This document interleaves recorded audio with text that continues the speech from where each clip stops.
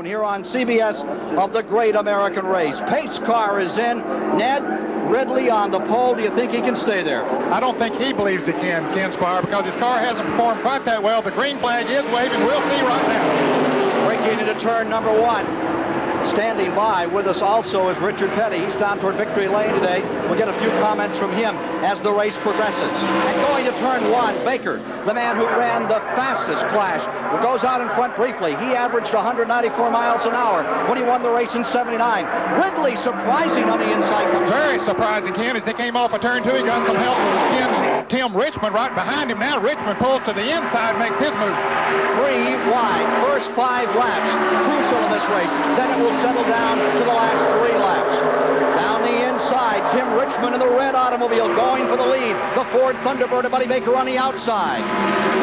They're feeling these automobiles out, Ken. They have not raced them in the draft. They qualified about 2 hours ago, and of course they set the cars up much differently to qualify than they do to race, so it's a hit-or-miss proposition when they set them up for this race. Neil Bonnet, who came from 15th last year, slides up into 2nd spot.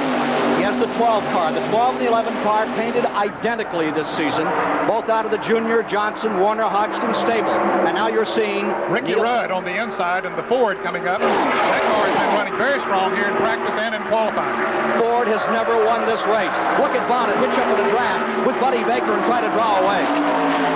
That is definitely to their advantage when they can run that tight. As you notice down the straightaway, he was only a foot off his bumper. He drops down to the inside a little bit going into the turn. That's the perfect way to draft. Good, let him pull away. Big surprise, Joe Ruttman on the outside moving up. Ruttman gets around, Richmond goes to 3rd. Still trapped out back is Cale Yarborough. What a story about Yarborough we'll be telling you later. There's Baker, the man who ran the fastest Daytona 500 in history, 1980, at 177 miles per hour, who has run this race, the fastest race in history, at an average speed of 194 miles per hour, still deployed on the point. And Ruttman is coming up very quickly, Ken. A surprise that his car, he qualified well for the Daytona 500, but not the kind of speed that he's showing right now. That means that his car is really set up well for drafting. Ford in front, Chevrolet running 2nd and 3rd, Pontiac in 4th, Ford in 5th.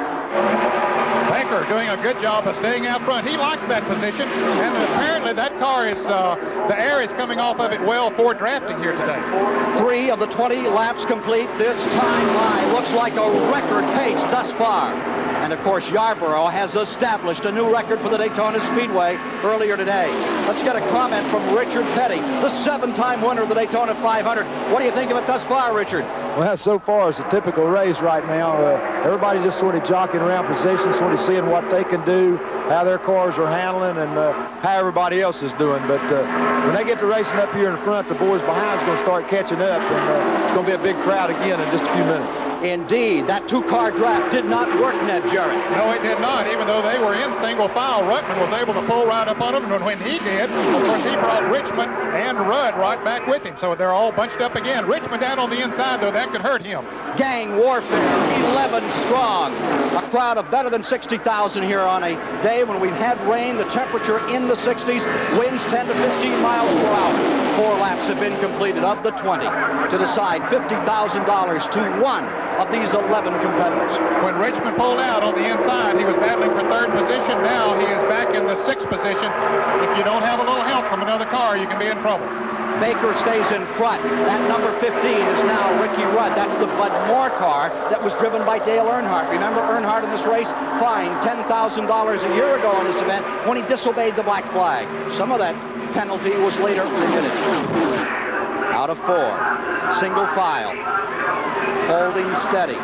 Yarborough is beginning to show some strength now. That's not the car he ran for the pole in. He's up to 5th spot, Ned. For the first time this year, they were able to run a different car than they qualified for the Daytona 500. Identically prepared. You can't tell them apart, but they set that car up. And also, Buddy Baker is running a different car from what he qualified, and so is Terry Labonte. Working the 6th lap.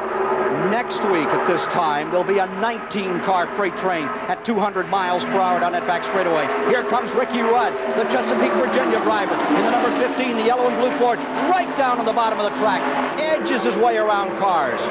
Still Ruttman sustaining 3rd. Baker in front, Bonnet in second. Remember, Bonnet came from last year to win this race. Slow race because Bobby Allison crashed in it a year ago, and then we had that spectacular finish, which you saw at the top of today's program, right up to the wall, raising a little dust, was Cale Yarborough and Darrell Waltrip. Waltrip stays 6th. Yarborough running back in that 5th position, has never finished better than 3rd in the Clash, but he's been in every previous Clash. It's been running since 1979. Here's Yarborough down the inside, trucking on up to 4th.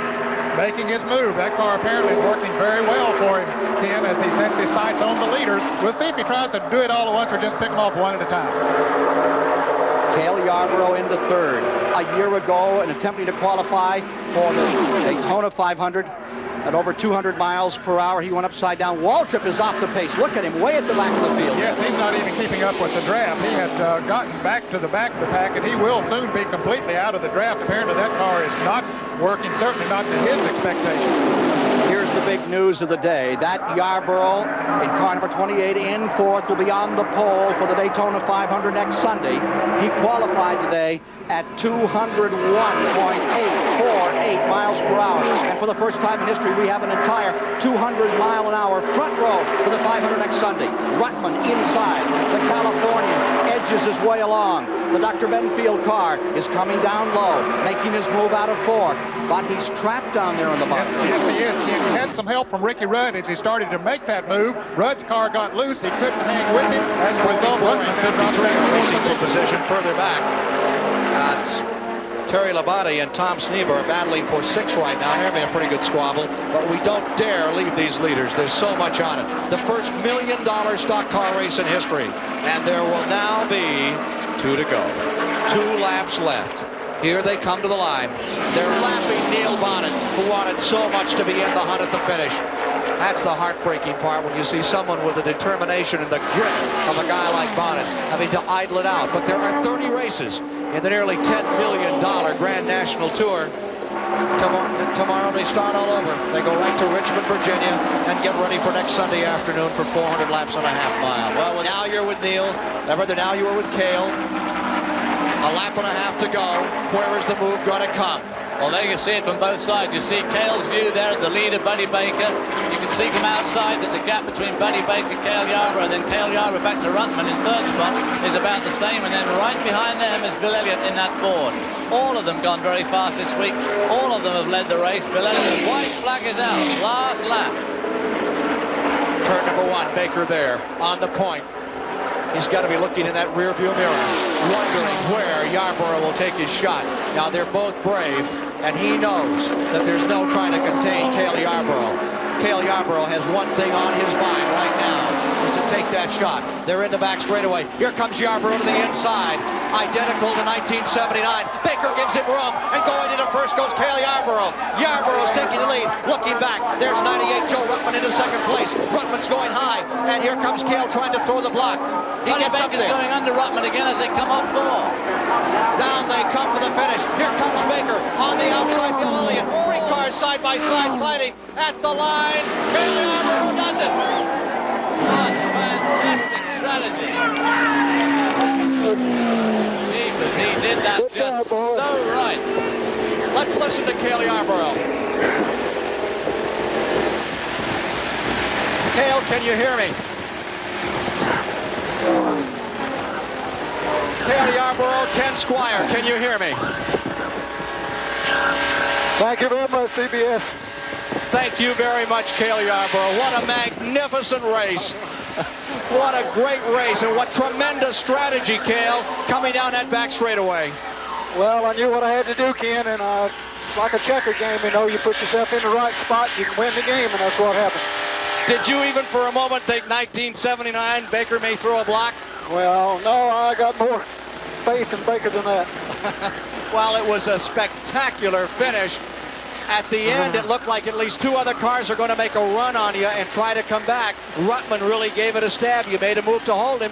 Well, they sure did, but you know, after all the bad luck we've had this week, just thank the good Lord for a good, safe race, and we saved it all for last. Did Joey Ruttman, in fact, coming out behind you in that draft, did that help you get by Buddy Baker? Well, yeah, it helped some.